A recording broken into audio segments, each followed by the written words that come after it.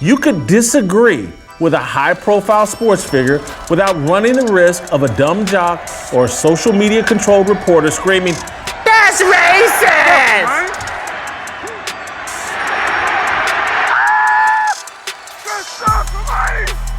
Another guy been on his butt and I'm not gonna let off. I'm gonna keep my foot on his throat because I know he has that. Somebody, where you at? What?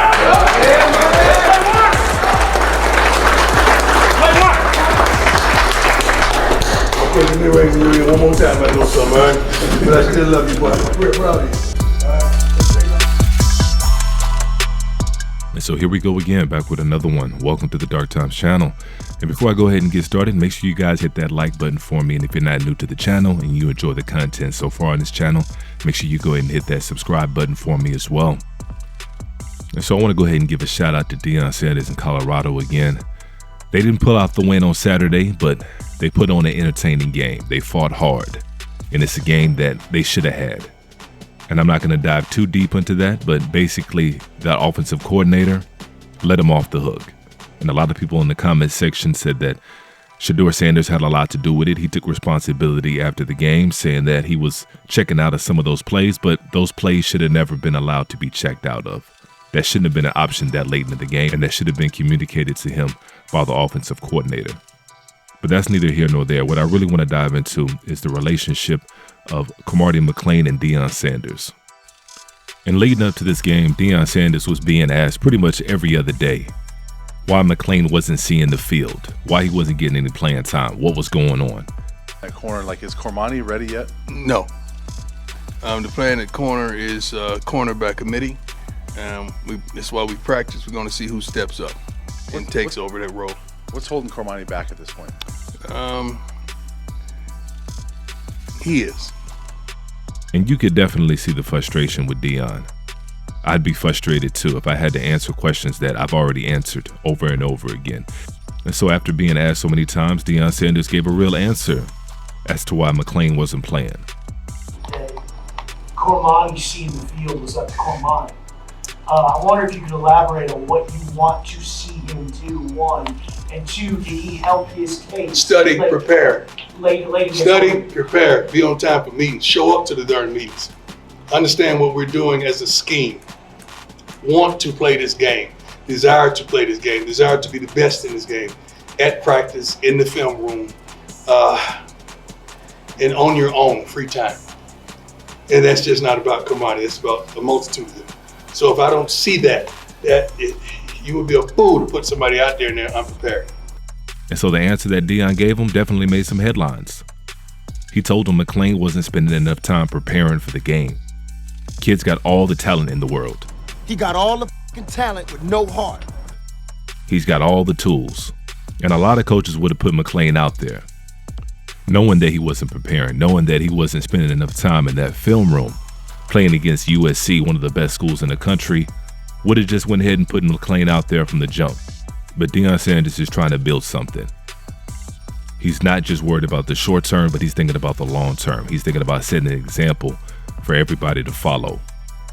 And if you can't get your 5-star players and your best players on the team to follow suit and buy into what you're trying to do, then you're just asking for trouble.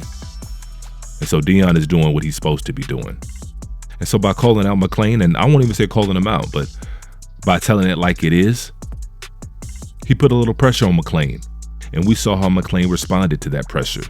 He came through. He had some big plays in that game, some very big plays in that game. And so most people really didn't have an issue with what Deion said. A lot of people actually thought that it was refreshing what Deion did, calling out his 5-star player. Because like I said, a lot of coaches wouldn't even do that in that position.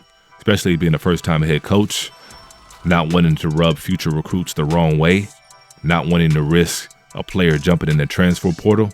You know, there's a lot to lose by calling out one of your best players. And so Deion put it on the line a little bit.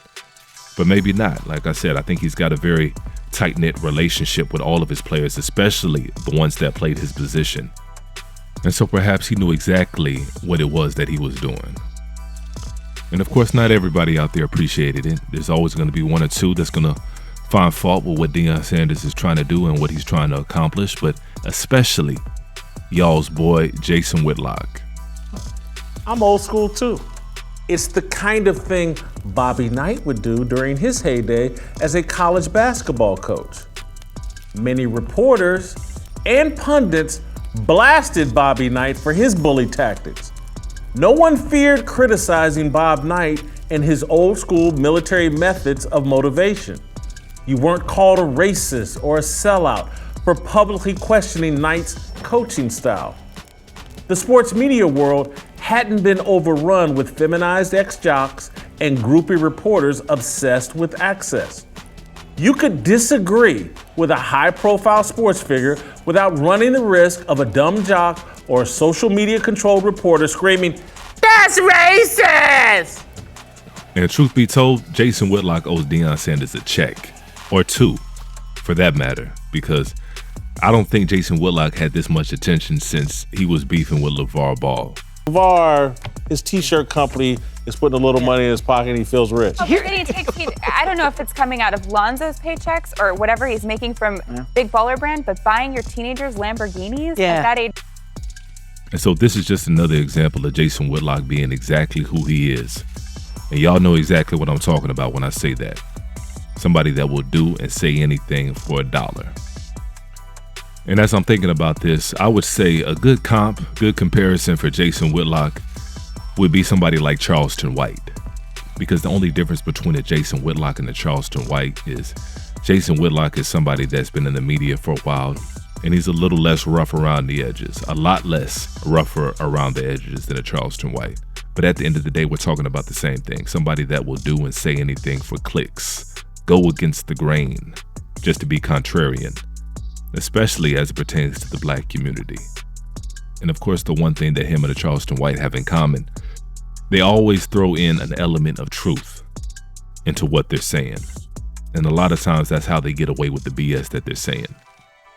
Because let Jason Whitlock tell it, and he'll say that Bobby Knight was just this hardcore, tough-nosed coach that coached his players hard. And yeah, there was an element of that. He was a good coach, definitely tough on his players. But besides that, he was known to abuse his players. This guy is literally on tape during a practice choking one of his players. And he has the nerve to try to compare Deion Sanders to a Bobby Knight. And there's been a lot of allegations surrounding Bobby Knight over the years, a lot of different stories. And one of the stories that was floating out there for years, allegedly, during halftime, one of Bobby Knight's teams were down at halftime.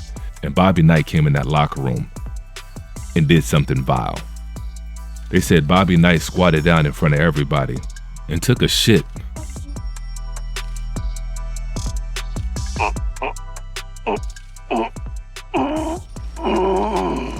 That looks good. In his hand.